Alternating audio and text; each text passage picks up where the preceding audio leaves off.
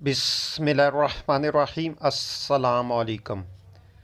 हज़रत रसूल खुदा सल्लल्लाहु अलैहि वालिहि वसल्लम ने इरशाद फरमाया, खुदा की लानत हो उस शख्स पर जो माँ और औलाद में जुदाई डालता है और बहन भाइयों में तफ़रक़ा पैदा करता है।